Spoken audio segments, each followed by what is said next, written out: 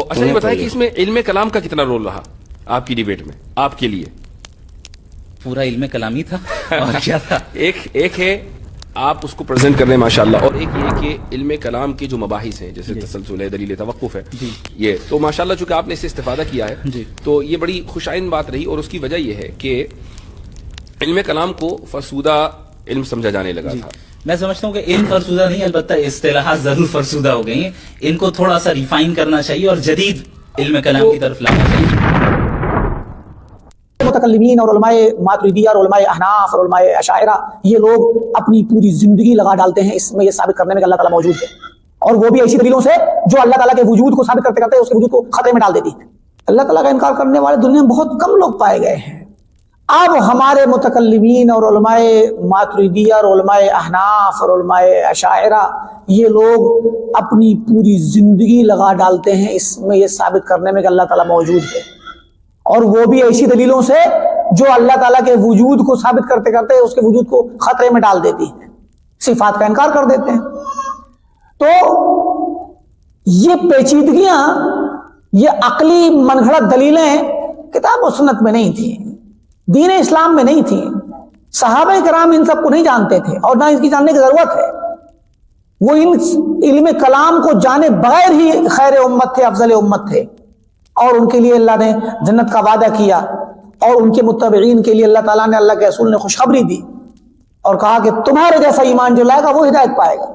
لہذا یہ علم، ہمارے پاس جو علم ہے وہ صحابہ اور تابعین سے ہوتا ہوا آتا ہے، اس میں کوئی عقلی دلیلیں نہیں ہیں.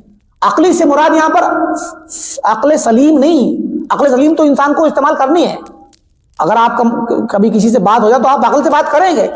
یہاں عقل سے مراد عقل والی من گھڑت مستحدث بدعتی مبتدع جو دلیلیں ہیں، عقل مبتدع یعنی عقل کی دلیلیں جو کہ بعد میں ایجاد کی گئی علم کلام کے نام سے، علم کلام کی دلیلیں.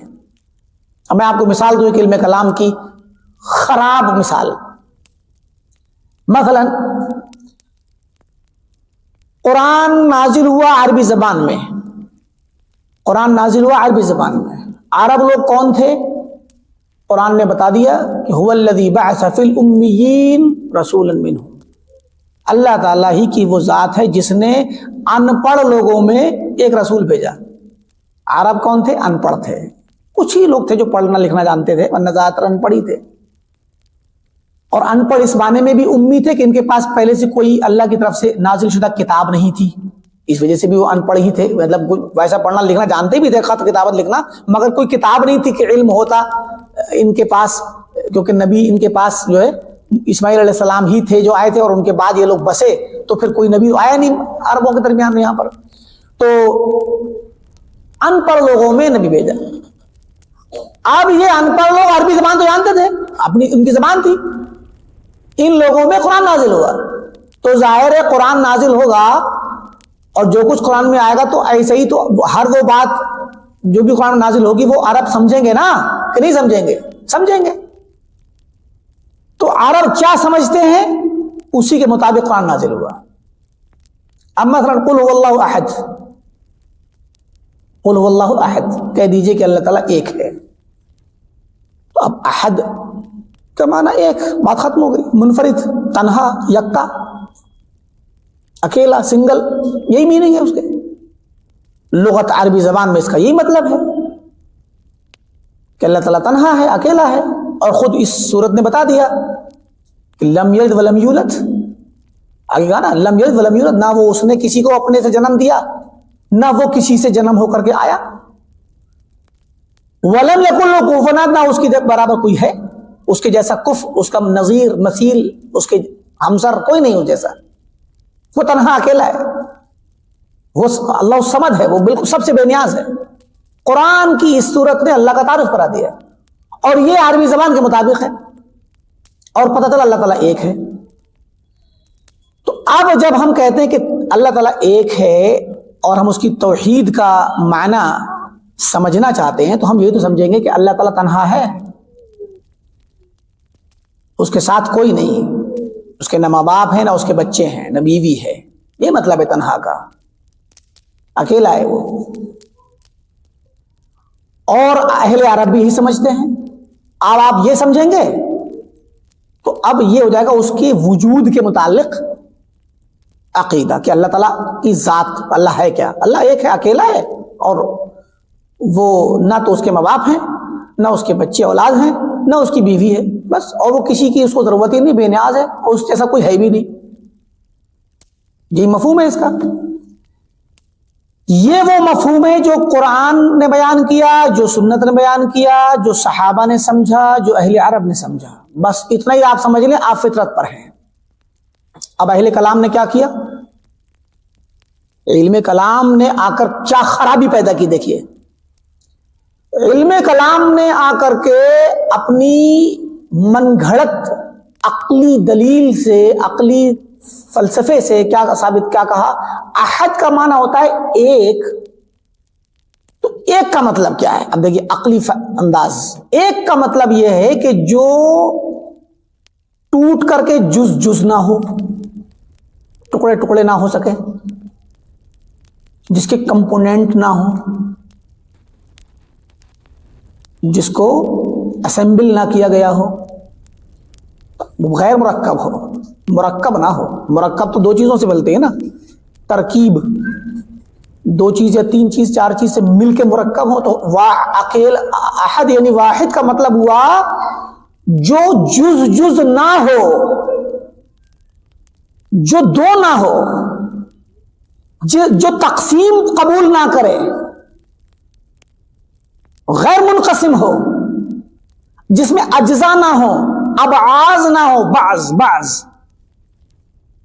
یعنی ہمارا جسم جیسے ہم ہیں، ہمارا ایک ہاتھ ہمارے جسم کا ایک بعض ہے، ایک جز ہے. سمجھ رہے ہیں نا؟ ہمارے پاس دو آنکھیں ہیں تو دو چیز، دو کا مفہوم پایا گیا ہمارے پاس. ایک تو یہ، پھر ایک آنکھ جو ہے ہمارے جسم کا ایک جز ہے، ایک بعض ہے. اب یہ والے معانی داخل کر دیے کس میں؟ توحید کے مفہوم میں. کس نے؟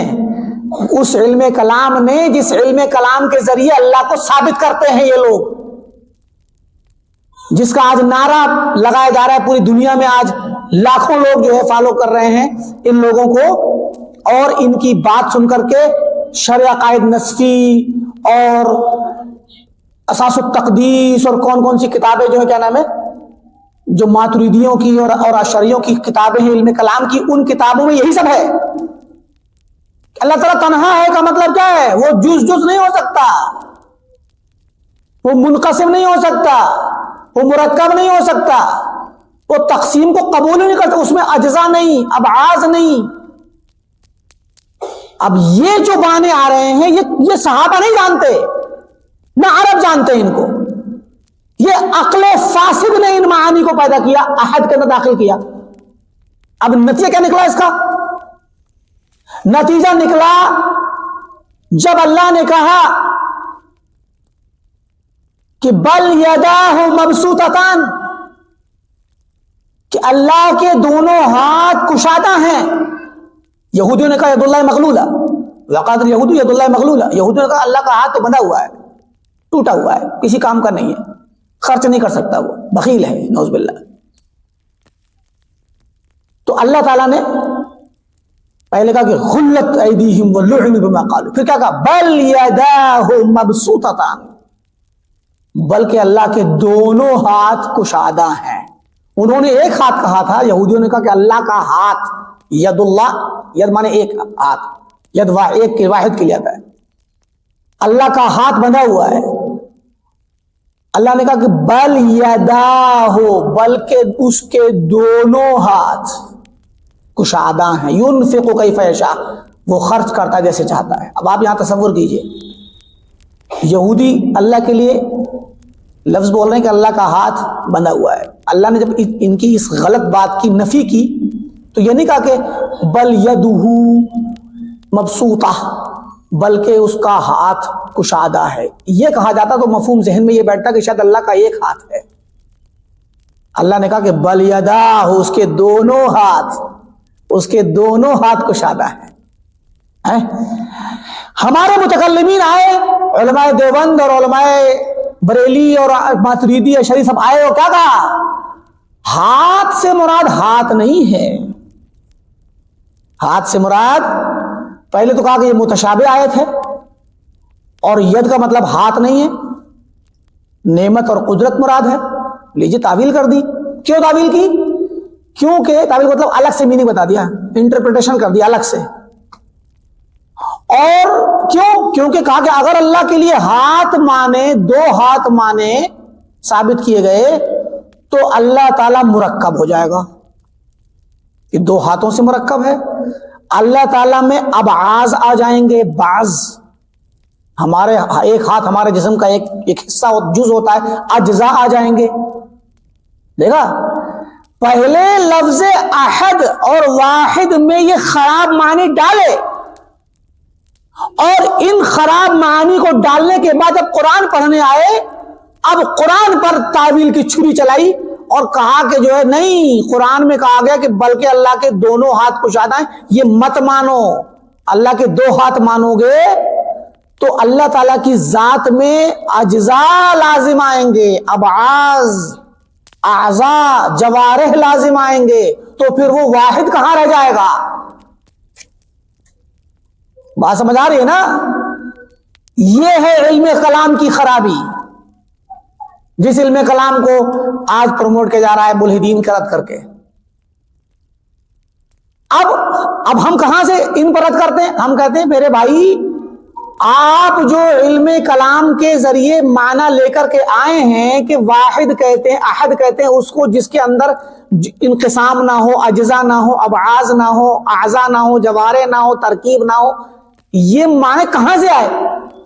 सहाबा तो नहीं जानते इसको, ना अरब जानते हैं, ना अल्लाह के नबी के जमाने में ये वाला माना वाहिद का था। तो आपने खराब माना दे दिया इस लफ्ज को। ये माना यूनान से आया है, फलसफे से आया है।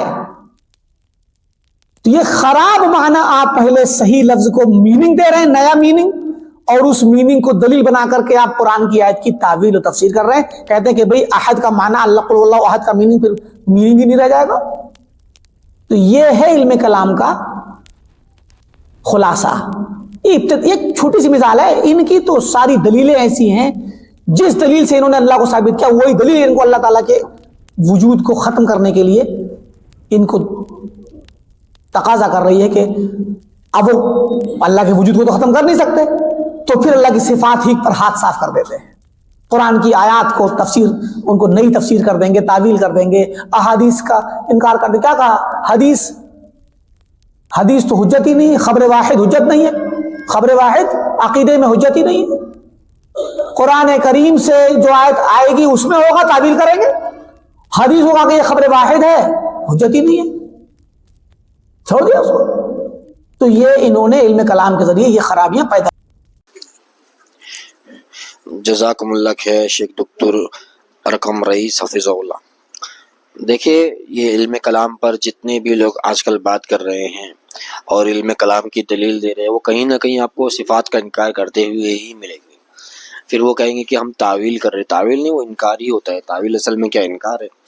देखे अभी यहाँ पे मुफ्ती साहब ने, यही मुफ्ती यासिर नदीम साहब ने एक वीडियो में कहा कि जो अल्लाह जो खुश होता है, अल्लाह गज़बनाक होता है, इस सिफत से मुराद ये है कि वहाँ रिवॉर्ड देना मकसद होता है। यानी अल्लाह ताला वहाँ पे सवाब खुश हो रहा है, तो मतलब इसका मुराद ये है यहाँ पे सिफत का कि वो सवाब दे रहा है। वो जैसे मुस्कुराना होता है वो नहीं है, या हंसना होता है वो नहीं है। यहाँ पे मतलब सीधे सीधे सिफात की तावील कर रहे हैं। आप ये कह दो कि हम किस तरह उसकी कैफियत, क्या हम कैफियत में नहीं जाते, लेकिन जो सिफात है, जो इसका इस्बात किया गया, उस सिफात का तो इकरार करो। अब तावील करके उस सिफत का इनकार कर देते।